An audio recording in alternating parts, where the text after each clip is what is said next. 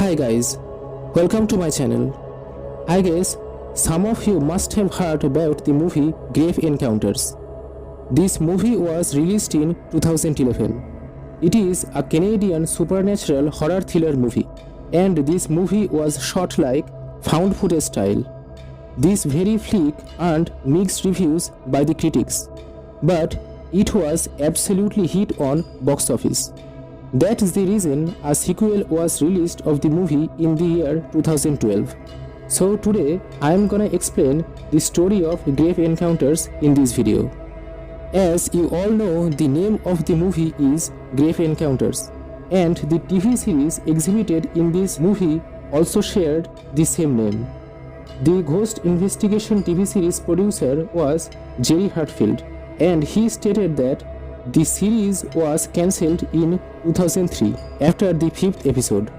The reason behind the cancellation was during the shooting of the 6th episode, his entire cast and crew mysteriously disappeared from the site. The footage of the scene was recovered in the year 2010 that Hartfield shared with the viewers like us. The host of the show was Lance.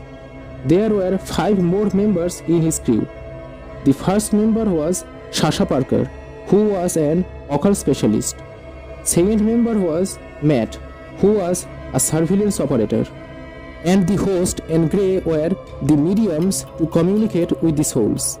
The brilliant thing of the show was that everything they would display was fake. They would terrify the audience through their fearful enactment in the show. And none of them were specialists in any occult activities. They published 5 fake videos, and for the 6th episode, they all headed for an abandoned fictional mental asylum which used to be recognized as Collins Psychiatric Hospital. Multiple paranormal occurrences were reported in that hospital, and it had been established in the year 1853. The institution was built to treat mentally unstable and lunatic people, but the condition of the hospital was inferior. There was no adequate arrangement for the living of the patients. They neither were served sufficient food nor given clothes to wear.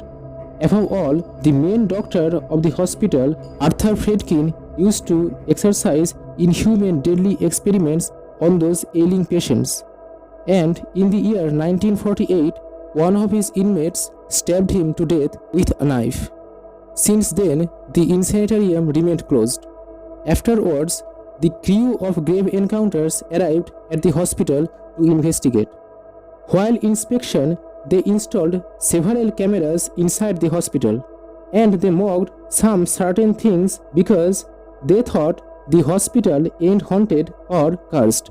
But people are spreading the rumors. For the entire night surveillance, they confined themselves inside the institution, and the deal was the janitor of the asylum will open the gate by 6 am. In the beginning, everything was going right. Sometimes later, they began to hear some bizarre creepy sounds. They further saw the doors and windows opening automatically, and an empty wheelchair drove itself. They recorded the abnormal activity and decided to abort the mission. Then an invisible force touched Sasha's hair. After these awful incidents, Lance became thrilled and excited and began taking pictures of the corridor. After developing one photo, we saw some circular orbs floating in the photo that evidently proved there really was something. The orbs were symbolizing ghostly spirits. EC, having witnessed the paranormal activities, was extremely frightened and advised all to return. Lance eventually agreed to his suggestion. The crew proceeded to the base camp, but having reached there, Matt was vanished from the crew. Later, they realized the time was already 6:15, but the caretaker didn't show up to unlock the entrance. Lance and TC intended to go outside by breaking a door with a stretcher, but they saw a long hallway and other rooms on the other side of the door. It implied that the hospital is a never-ending maze, that walls are shifting places all by itself. Besides, It was night inside the hospital, but according to their cell phone timing, it was supposed to be daylight. They tried their best, all the possible ways to get out of that asylum, but every door led them to another room or hallway. They saw a concrete wall instead of the rooftop door when they tried to escape from the rooftop access. Gradually, it became fright night as everything started escalating. The crew was mentally disturbed by the horrific incidents. It had been around 40 hours since they entered the institution. Suddenly, an invisible power wrote hello on Sasha's back by scratching her skin. Moments later, they witnessed a woman facing a wall. When the woman moved her head towards them, her visage transformed into a demonic form. Having seen the devilish face, the crew ran for their lives wherever their sight drew them. Hosten got separated from the team due to the dispersion. Later, the demonic entity killed him. Remaining members of the crew, being exhausted, fell asleep. When awakened, they noticed a patient label on each of their wrists attached, implying they were the patient of the asylum. Once again, they tried to escape from the hospital. During finding ways, Sasha was attacked by a satanic entity. Later, Lance, Sasha, and TC accidentally found Matt dressed like a patient, and he seemed to be lost and mentally imbalanced. When the band of the investigators was about to leave the room, they saw Matt staring at a bathtub filled with blood.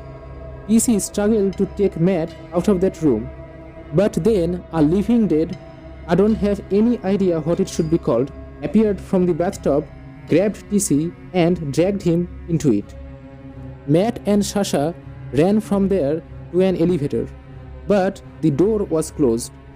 While finding something to open the door, Lance saw another demonic patient. Lance managed to escape from there with a pipe, and with the help of it, he could open the door. The evil patient pursued him and attacked, but Sasha somehow saved him from being preyed.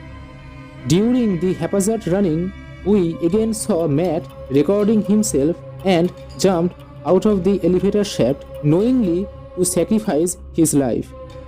Lance and Sasha reached an underground tunnel, having climbed down a stair, where Sasha fell into sickness. She was emitting blood from her cuff. They thought to take a repose. When they were sleeping, the tunnel got covered with smoke. When gone, Sasha was evaporated with the smoke.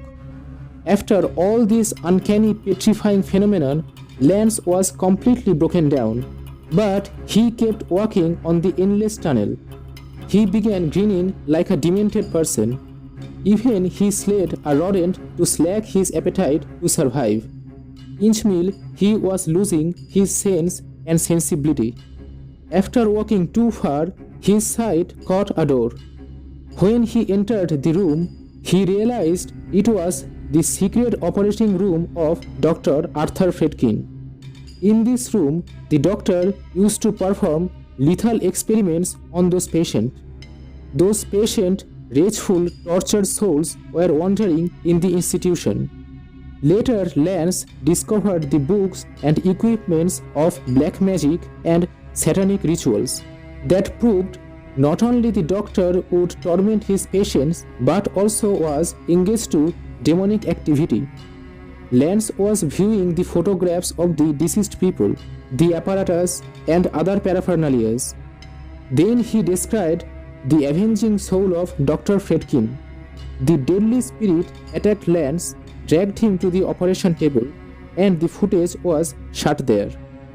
In the next scene, we see Lance was still alive, but he had been lobotomized by the doctor. He said that he was alright and he could return home then. It was evident that Lance became totally abnormal. He gave a signature outro.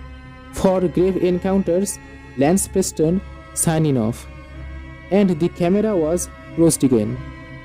The first part of the movie is ended here, where we came to know that to get out of the haunted asylum, either one has to make himself victim of the mortal experiments by the doctor or sacrifice his life. But the salient question is, will Lance be able to get out of this hell asylum now? The answer will be paid in Grave Encounters Part 2. I will bring the next video in my channel as soon as possible. If you wanna unravel the mystery with me, you must watch the video. And talking about recommendation, I will say if you are a horror lover, it is a must watch. It is one of my best watched movie. If you ain't seen it yet, please go for the horrendous experience. As it is an old movie, it might be available somewhere to download. So, that's all for today. Thank you.